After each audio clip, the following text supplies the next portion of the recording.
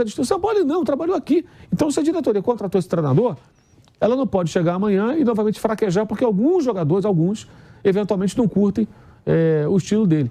E eu acho que, assim, o mais importante é que o time funcione. Isso é um negócio que eu não engulo, cara. Os jogadores não jogam pelo técnico, vão jogar por eles. Alguém pode dizer isso e tal, porque são profissionais. Meu amigo, você tem que jogar pela camisa, pelo clube, pela torcida, principalmente, e pelo salário que tu ganha. Esse papo de joga... É o técnico que paga o salário? Que papo é esse? O futebol tem esse negócio. O jogador não joga pelo técnico. O que é isso? É o técnico que paga salário? Eu não gosto do técnico, então não joga pelo técnico. Eu não entendo isso. Sinceramente, não consigo entender. E acho que em 2023 eu escuto esse tipo de conversa desde que eu acompanho o futebol, desde os anos 70. Salve, salve, nação, vamos embora com mais um vidinho, né, sobre o nosso Flamengo. O Flamengo venceu o Olímpia, né, por 1-0 com aquele gol salvadorí do Bruno Henrique. É uma vantagem mínima? Mas não deixa de ser uma vantagem que, principalmente jogando lá no Paraguai, é difícil. E a vantagem de 1-0 já ajuda demais. Poderia ser um placar maior que a gente queria, né? Mas acabou não acontecendo. Foi um jogo difícil. No segundo tempo, o Leão teve algumas chances de, pelo menos, ampliar o placar para 2-0 e acabou não conseguindo, né? E Mauro César Pereira fez uma análise aqui muito boa sobre a situação do Flamengo na Libertadores. E ainda tem a situação do Pedro. O Pedro joga ou não joga domingo contra o Cuiabá? E ainda tem o interesse do Benfica em cima do Pedro. Será que o Benfica, dessa vez, consegue levar o Pedro? Será? Então, vamos embora para mais um vídeo aí. Pode deixar no seu like aí, nação, tamo junto. A Jovem Pan e a ESPN Brasil. Vambora e tamo junto. Jogo. O Flamengo não merecia mais do que 1-0, não. Teve alguma chance, o Davi Luiz cabeceou uma bola sozinho e o goleiro fez uma grande defesa, uma jogadinha ensaiada do Everton Ribeiro, com o Everton Ribeiro, mas eu acho que o Flamengo, pelo que fez, a vitória por um gol está de bom tamanho. Não acho que tenha jogado futebol para vencer por mais, não. Poderia ter feito mais e acho extremamente perigosa a situação, porque o adversário, que é o Olímpia, conseguiu o que queria, que era não sair do Rio de Janeiro virtualmente eliminado. Vai jogar em casa, vai se mobilizar para esse jogo, a torcida vai comparecer, vai criar um clima hostil lá em Assunção. Então o Flamengo vai ter dificuldades lá. O único ponto positivo, em tese, é que o Olímpia não poderá jogar tão fechado como fez no Rio de Janeiro. Até depois tomou o gol, continuou trancado, porque a ideia era perder de pouco ou empatar, e não buscar um gol depois que tomou 1-0. Mas vai ter que mudar o comportamento em algum momento da partida, né? E isso pode significar mais espaços, aí o Flamengo pode até aproveitar. Mas vai ter que jogar bem, vai ter que jogar com outro espírito, porque deverá ser um jogo bem perigoso. E o Olímpia tem tradição, além de ser um tricampeão da Libertadores, de tradição de atrapalhar times brasileiros. Quando foi campeão aqui no Pacaembu contra o São Caetano, parecia que está tudo perdido, conseguiu reagir e foi campeão. Eliminou uma vez, foi em 89, se não falha a memória, eliminou o Internacional do Abel Braga, dentro do Beira-Rio, uma das mais dramáticas noites para o torcedor colorado nessa competição. E no ano passado eliminou o Fluminense na primeira fase, antes da fase de grupos. Também do Abel Braga. Né? Eliminou o Inter há 2 anos. Também há 2 anos. O Inter tem um problema sério com o Olímpia. E então, assim, todo cuidado é pouco. Se o Flamengo vacilar, fizer um jogo ruim, tiver uma atuação abaixo, não for um time muito competitivo, pode se complicar. Perdendo por um gol mesmo, vai para os pênaltis. O Fluminense foi assim no passado. E, de repente, é eliminado da Libertadores por uma equipe que é bem inferior. E que vive uma crise, que não vence desde junho. Então, acho que foi o resultado justo pelo que foi a partida. Uma partida que não foi boa do Flamengo, não. O Flamengo que tem ali, inclusive, algumas questões internas importantes. Parte dos jogadores não gosta do técnico, porque o técnico é de pouca conversa, ele barra e não dá muita satisfação, não dá nenhuma satisfação. Tem jogadores que ficaram meio encostados, Varela, Rodrigo Caio, Pablo, né, que até jogou agora em algumas partidas como contra o Atlético, mas por uma necessidade. Mas outros não. O próprio Bruno Henrique fez o gol, foi lá abraçar o técnico, até porque o Bruno Henrique deve gostar bastante dele. Porque o São Paulo adora o Bruno Henrique. Já no tempo de Santos, ele cornetou bastante quando o Santos vendeu para o Flamengo. Ele queria ter o Bruno Henrique. Ele não teve o Gabigol, que não renovou o empréstimo, foi para o Flamengo. Ele estava acabando de chegar. Era a dupla do ano anterior, Gabigol e Bruno Henrique, 2018. Ele chegou em 19. Aí o Flamengo vai e leva o Bruno Henrique. Ele, de cara, talvez tenha sido a primeira bronca do São Paulo no Santos. Pô, vai levar o Bruno Henrique? O Santos precisava do dinheiro, vendeu o jogador. E ficou muito claro quando o Bruno voltou a treinar e foi liberado para jogar, a pressa do São Paulo para colocar para jogar. O que explica também a barração do Pedro em vários jogos. Ele não ser o titular sempre. Né? E o jogo mostrou isso. O jogo foi resolvido pelos dois de novo.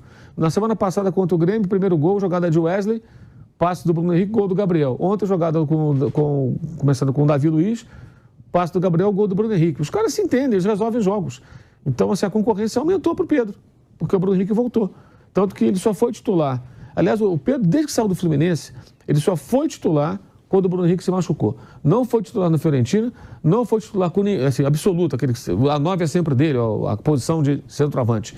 Com nenhum dos técnicos, Jorge Jesus, Domenech, Rogério Ceni, Renato Gaúcho, Paulo Souza, Vitor Pereira. Vitor Pereira ele foi titular, porque esse não trabalhou com o Bruno Henrique, né?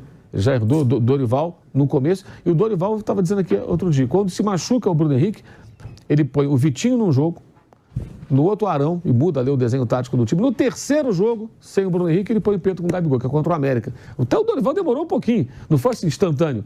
Os primeiros jogos ele não pôs o Pedro titular, ele vinha do banco. Então, ontem o jogo mostrou isso. Acabou que a punição ao Pedro, que preocupava muita gente, Pilhado estava arrancando os cabelos ontem. Será que ele deveria fazer isso? Acho que não. Porque, não, se o Pedro faltar, fizer falta, não sei o quê. A gente dizia, acho que tem uma questão maior aí, que é uma questão disciplinar. O jogo vai ter que se virar sem ele. E o time se virou sem ele. Na verdade, ele não fez falta, porque o jogo foi decidido pelos jogadores que formam a dupla ofensiva. Embora ele até pudesse entrar e fazer um gol, quem sabe. O Pedro é bom atacante, isso é inegável. Mas achei que a atuação foi muito tímida, especialmente no primeiro tempo. O time não jogou como se joga um jogo de Libertadores e vai ter problemas lá, provavelmente. A não ser que faça um gol no começo, aí o Olímpia pode se desarvorar, sair ali da sua estratégia, e o jogo pode ficar mais fácil. Mas é um jogo, se ficar assim 0-0, tomar um gol, a chapa vai esquentar. Não vai ser fácil, vai ser um jogo viril, vai ser um jogo disputado, o couro vai comer.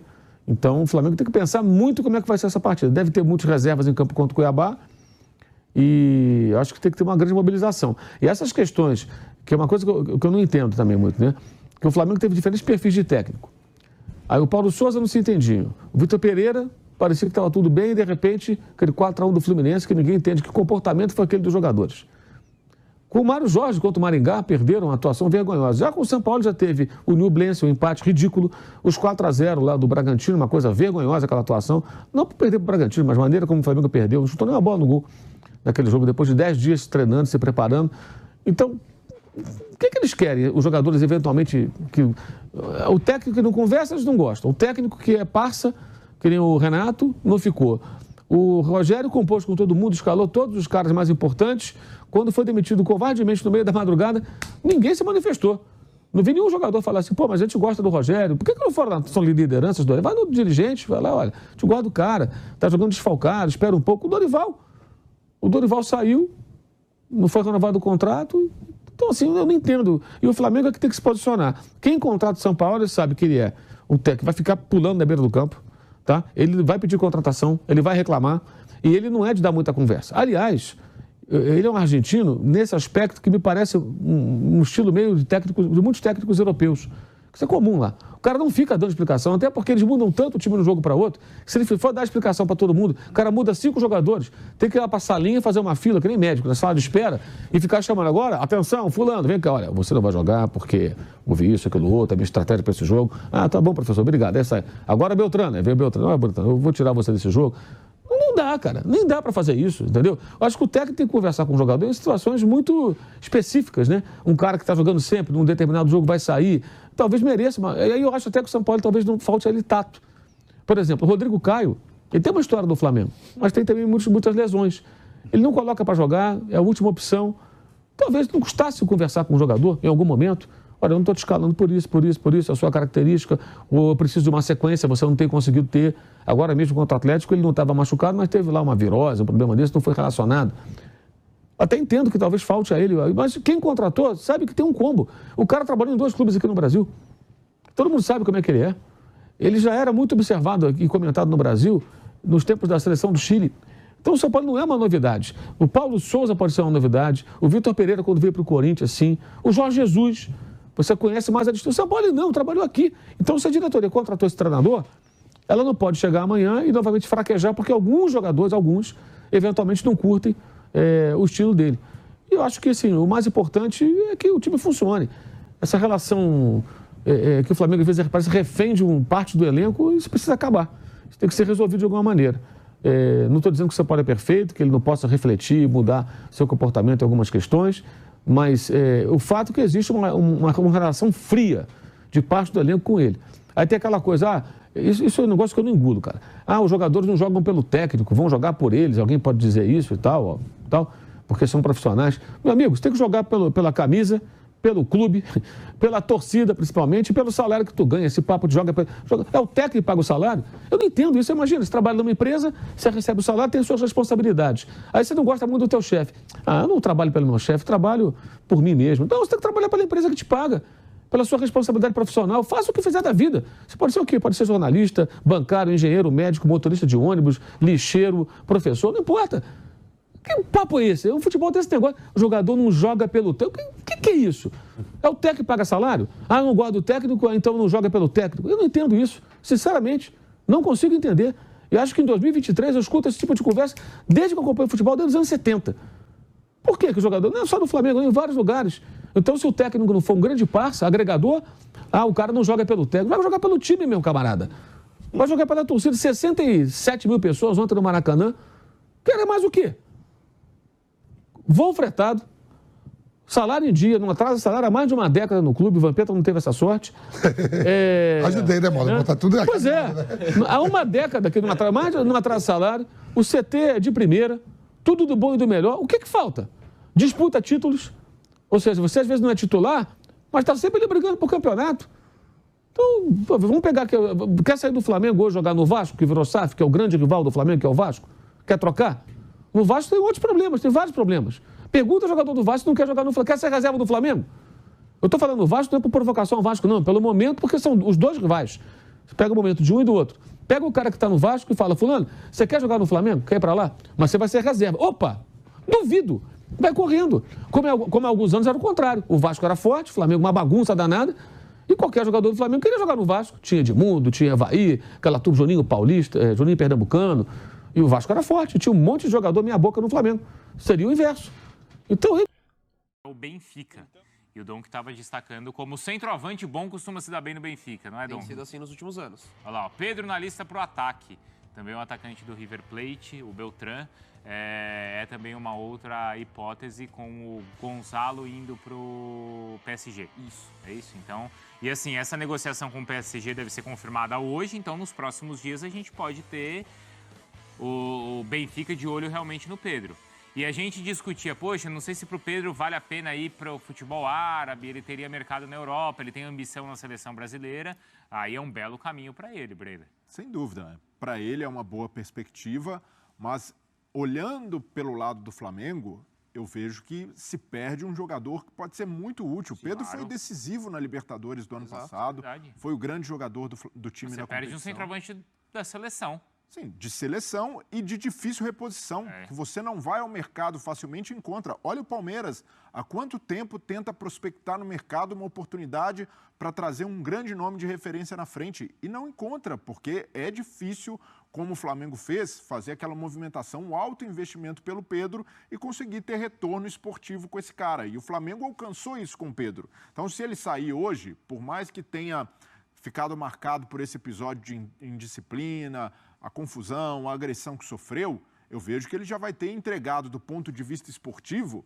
o que se esperava dele, que eram gols, não necessariamente como titular, mas como um jogador muito útil. E eu vejo que o Flamengo precisa pensar muito bem sobre o movimento que vai fazer, porque o Pedro não é um jogador descartável, por mais que esteja envolto... Então, ele não fez falta ontem? Não, ele faz falta sempre. Sempre você vai precisar de um cara com as características do Pedro, que é bom definidor, que tem pivô, que tem qualidade técnica para sair da área. A questão do Pedro é mais ali de ambiente e relacionamento, mostrar que ele é útil para o grupo, mostrar que ele tem tido minutagem com o Sampaoli, mostrar que ele pode fazer um trabalho que vai fazer até com que seja importante para a adaptação dele numa eventual ida para o futebol europeu, que é trabalhar mais na recomposição, na movimentação sem a bola. Vários técnicos já cobraram isso dele e o Sampaoli pode fazer com que ele evolua, mas não necessariamente dizer, pô, o Pedro é página virada no Flamengo, não pode dar certo mais. Precisa-se tentar criar um ambiente para isso, mas diante da movimentação do Flamengo, ao punir o Pedro, ao multar, ao suspender, eu vejo que o ambiente acaba ficando insustentável. Vocês aqui mais cedo estavam falando da jogada que, claro, todo mundo conhece, do Gabigol com o Bruno Henrique, da movimentação do Gabigol. ele não é um centroavante fixo, ele é um cara que sai da área, que abre espaço para o Bruno Henrique, ou entrar em velocidade, ou mesmo na jogada aérea. Tá, mas não era isso que incomodava o Gabigol? Sair da área quando tinha o Pedro? Quer dizer, ele pode sair da área quando é o Bruno Henrique, mas ele não gosta de sair da área quando é o Pedro? Qual que é a diferença?